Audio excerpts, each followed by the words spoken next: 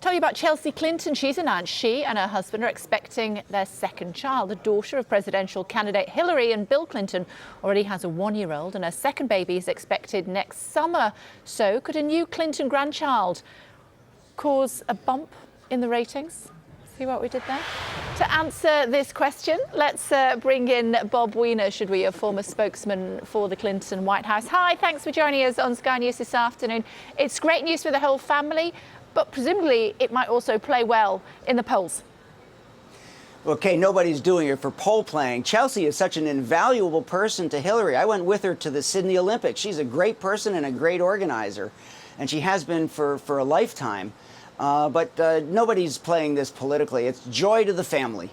It most certainly is. I also read that Bill Clinton is going to be going out on the campaign trail with Hillary from early next year. What impact will that have on her campaign?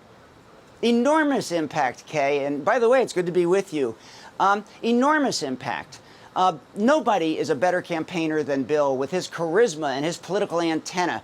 It was such a mistake, and they cannot fall for it, when the Republicans try to blast Bill for whatever. I mean, all the things that he did and didn't do. But, you know, he left office when he was victimized by Ken Starr and the Republicans as the most popular president in history upon leaving office, with 70%.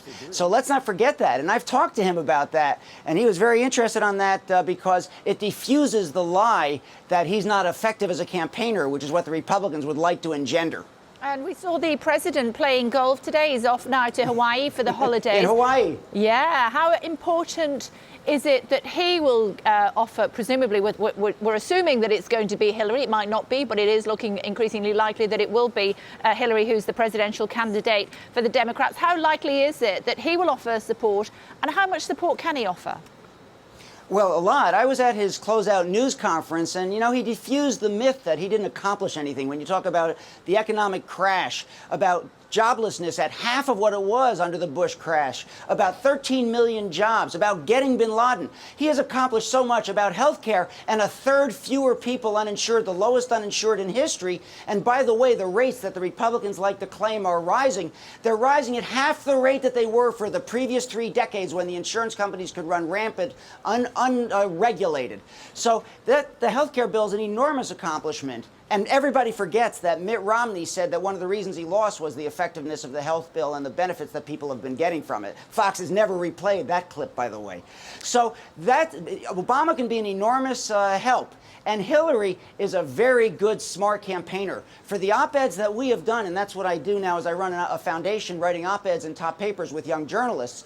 Hillary has met with us, and we've gone over each op-ed, and she always hones and goes to the point of each op-ed. How do you solve this issue? How do you solve that issue? She's very effective, and nobody really beats her on understanding the issues. So I can't wait. I can't wait, Kay, for the ad, either against Donald Trump or against Ted Cruz, who's rising, and doing the split screen about what those guys have said versus Hillary being smart in the other screen. One clip we have been playing a lot today is Donald Trump saying that he has had a lot of support from President Putin. Doesn't seem as though Hillary Clinton's had that, though. Well, Kasich did the clip of the Trump-Putin ticket. A program for terror, you know. So that's really an amazing thing that Trump would pick up on the credibility from Vladimir Putin, who has done the horrible things that Joe Scarborough and others have pointed out in terms of killing journalists and killing opponents. So that's an amazing thing that he would pick up on that. And Ted Cruz, you know, Dr. Seuss and shutting down the government. You play that clip versus the Democrats, who actually have a policy head and are fighting for raising the minimum wage, what they oppose, fighting for jobs, fighting for infrastructure, for education, for parental leave and family leave, and the kinds of things that the American people need for a successful middle-class economy.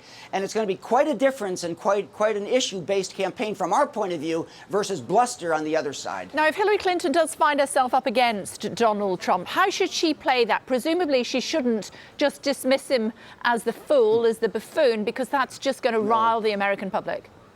He is not a fool. He is not a buffoon. He has played strategically exactly what he needs to do, although Cruz is rising now a little quietly from underneath. But Trump has something to say on international trade. He has something to say on America losing some place in the world, and on an effective foreign policy, and on giving away $150 billion to Iran and what they're going to do with it. He has a message. He is correct about that.